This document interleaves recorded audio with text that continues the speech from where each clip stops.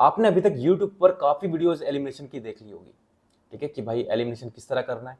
ये वर्ड दिखे काट दो, है ना, ये ऐसा कुछ वर्ड दिखे उसको काट दो। तो एलिमिनेशन की आपने अभी तक काफी कुछ वीडियोस देख ली होंगी। बट इस वीडियो में मैं आपको कुछ ऐसा बताने वाला हूं, यदि आपका जो एलिमिनेशन का जो आपको बताया गया है, यदि वहां पर एलिमिनेशन वर्क ना करे तो फिर क्या करें। तो जब एलिमिनेशन वर्क नहीं करता तब बियॉन्ड एलिमिनेशन हमको जाना पड़ता है, ठीक है। बियॉन्ड एलिमिनेशन किस तरह जाते हैं वो मैं आपको इस क्वेश्चन के थ्रू बताऊंगा, ठीक है। ये क्वेश्चन आप देख रहे हैं काफी टफ क्वेश्चन है। एग्जाम में जब आप इस तरह के क्वेश्चन को देखते हैं तो हमको लगता है कि पता नहीं कहां से ये क्वेश्चन पूछ लिया, ये लगता है। तो यहां पर आप क्वेश्चन देखिए, which organisation has enacted the nature restoration law to tackle climate change and biodiversity losses. Option क्या है, the European Union, world bank, the organisation for economic cooperation and development, and option D the food and agriculture organisation. Hindi में भी देख लेते हैं क्योंकि Hindi medium के students भी हमारे साथ जुड़े हुए हैं, है ना, तो उनको भी समझ में आना चाहिए।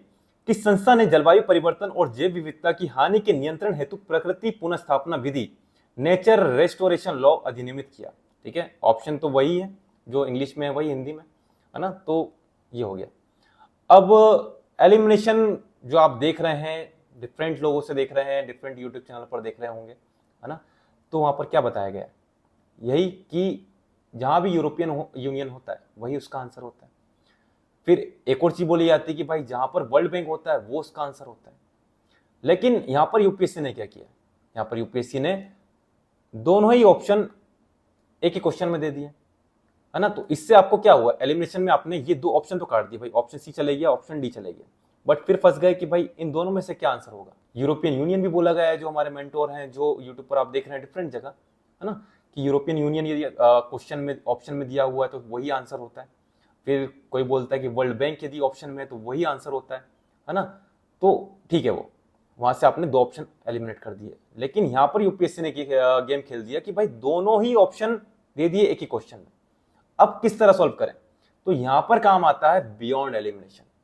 बियॉन्ड एलिमिनेशन में हमको ये देखना है कि भाई ये लिखा क्या है, which organisation has enacted the nature restoration law.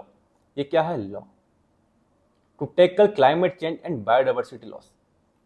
अब यहां पर आप देखिए, जो लॉ है, जो विधि है, इसे कौन इनेक्ट करता है, इसे इनेक्ट करता है पार्लियामेंट, ठीक है। और यहां पर आप देखिए, वर्ल्ड बैंक की कोई पार्लियामेंट नहीं है, यूरोपियन यूनियन की अपनी एक पार्लियामेंट है, ठीक है, वहां पर वो लॉ बनाते हैं, इनेक्ट करते हैं, समझ रहे हो। तो ये जो एक वर्ड है ना, आपको इसको पकड़ना था। इस वर्ड को यदि आप पकड़ लेते तो आप आंसर तक पहुंच जाते कि भाई ये जो लॉ है ये यूरोपियन यूनियन का है। सेकंड चीज, आपको फंक्शन भी पता होना चाहिए कि भाई वर्ल्ड बैंक का फंक्शन क्या है, ठीक है। वर्ल्ड बैंक का फंक्शन ये climate change and biodiversity loss जो है, इसके लिए ये लॉ इनेक्ट करना नहीं, ठीक है, वो डेवलपमेंट प्रोजेक्ट के लिए फंड वगैरह प्रोवाइड करता है, तो उसका अलग फंक्शन है ना। तो आपको क्या करना है, आपको इस क्वेश्चन के बाद, अब ये जो वर्ल्ड बैंक है ना, एफएओ है ना, इसके फंक्शन और भी जो ऑर्गेनाइजेशन उनके फंक्शन पता होना चाहिए कि ये वर्क क्या करते हैं। आईएमएफ का फंक्शन क्या है, ये नॉर्मल देखो, आपको ज्यादा डीप में नहीं जाना है, आपको सिर्फ ओवरव्यू होना चाहिए कि भाई ये जो ऑर्गेनाइजेशन है इसका ये फंक्शन है, ठीक है। बाकी क्वेश्चंस जो है आपके लॉजिक के थ्रू बनेंगे। इस तरह ये जो क्वेश्चन है नेचर रिस्टोरेशन लॉ, ये लॉ वर्ड यदि आपने पकड़ लिया होता तो आप आंसर तक पहुंच जाते। लेकिन यदि आपने ये लॉ जो है इसको नहीं पकड़ा तो आप बाकियों की तरह option C and option D तो एलिमिनेट कर दोगे, लेकिन ऑप्शन ए एंड बी में आप फंस जाओगे कि भाई इसका आंसर क्या होगा, ठीक है। तो यदि आप एलिमिनेशन से ऊपर जाकर बियॉन्ड एलिमिनेशन सीखना चाहते हैं तो इसके लिए हमारा एक कोर्स है, ठीक है, इसका नाम है beyond elimination decode UPSC mind. आप इसको ज्वाइन कर सकते हैं, ठीक है। इसमें मैं आपको सिखाने वाला हूं कि बियॉन्ड एलिमिनेशन किस तरह जाए, ठीक है। एग्जामिनर क्वेश्चन किस तरह फ्रेम करता है, स्टेटमेंट किस तरह फ्रेम करता है, हमें किस तरह सोचना है, वो मैं आपको वहां पर सिखाऊंगा, ठीक है। एलिमिनेशन का टाइम गया, ठीक है। एग्जामिनर इस तरह स्टेटमेंट फ्रेम कर रहा है कि आपको वो देखने में लगेगी कि भाई वो एक्सट्रीम स्टेटमेंट है, उसके बाद भी वो सही है। वो सही क्यों है उसके पीछे का आपको रीजन पता होना चाहिए, ठीक है।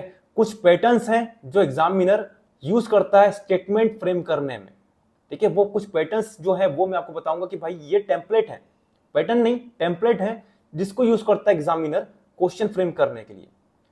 वो सिर्फ यूपीएससी सिविल सर्विस एग्जाम में भी नहीं, वो जो डिफरेंट एग्जाम है यूपीएससी के उनमें भी वो चीज यूज करता है। तो वो चीज भी मैं आपको प्रोवाइड करूंगा कि भाई ये टेम्पलेट यदि आपको दिख रही है तो ये टेम्पलेट रॉन्ग होगी, ये टेम्पलेट करेक्ट होगी, ठीक है। ये भी चीज मैं आपको बताऊंगा, लॉजिक किस तरह सोचना है, ठीक है। ये जो क्वेश्चन है ना, ये मैं आपको एग्जाम्पल के थ्रू बताया कि भाई हम इस तरह लॉजिक लगाते हैं एग्जाम में, आपको इस तरह ही सोचना है, इस तरह ही क्वेश्चन को अटेम्प्ट करना है। सिर्फ एलिमिनेशन करोगे तो वापस हर जगह आप इस तरह फंसोगे कि 2 ऑप्शन एलिमिनेट कर दिए फिर फंस गए, ठीक है। और कुछ क्वेश्चन ऐसे होंगे आपको लगेगा कि भाई ये एक्सट्रीम है, लेकिन वो स्टेटमेंट सही है और आप उसको एलिमिनेट करके आपने गलत आंसर मार दिया, है ना। तो ये प्रॉब्लम होती है और यूपीएससी अपना पैटर्न चेंज कर रहा है, एग्जाम के जो क्वेश्चन है वो फ्रेम करने का पैटर्न चेंज कर रहा है। तो आपको समझना पड़ेगा, ठीक है, आपको एग्जामिनर की तरह सोचना पड़ेगा।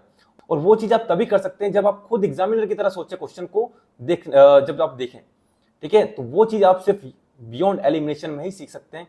आप नॉर्मल कितना भी एलिमिनेशन आप वीडियोस देख लीजिए, जब तक आप ये नहीं सोचोगे कि क्वेश्चन किस तरह फ्रेम हो रहा है, स्टेटमेंट किस तरह फ्रेम हो रही है, उसके पीछे का लॉजिक क्या है ना, आपसे क्वेश्चन नहीं बनेगा, ठीक है। तो यदि आप चाहते हैं कि बियॉन्ड एलिमिनेशन सीखना चाहते हैं, है ना, एलिमिनेशन से ऊपर जाना चाहते हैं, ठीक है, तो आप इस कोर्स को बाय कर सकते हैं। प्राइस काफी मिनिमम रखा है, ठीक है, हर एक स्टूडेंट इसको अफोर्ड कर सकता है, ठीक है। तो यदि आप इसको ज्वाइन करना चाहते हैं तो हमारे एप्लीकेशन में ये कोर्स आपको मिल जाएगा। एप्लीकेशन का जो लिंक है वो डिस्क्रिप्शन बॉक्स में भी है और एप्लीकेशन का लिंक आपको टेलीग्राम पर भी मिल जाएगा। और उसके बाद भी यदि आपको कोई डाउट्स है तो आप मुझे इस नंबर पर व्हाट्सएप कर सकते हैं, है ना। मैं आपको वहां पर जो आपकी जो भी डाउट्स है वो क्लियर कर दूंगा। व्हाट्सएप नंबर है 9424572242। ये मेरा व्हाट्सएप नंबर है, इस पर आप मुझे व्हाट्सएप कर सकते हैं, ठीक है। इसमें आपको जो भी डाउट्स है वो मैं आपको क्लियर कर दूंगा। बाकी ये जो कोर्स है आपको कहाँ पर मिलेगा, हमारा एप्लीकेशन में, ठीक है। एप्लीकेशन का लिंक डिस्क्रिप्शन बॉक्स में भी है और टेलीग्राम ग्रुप पर भी है।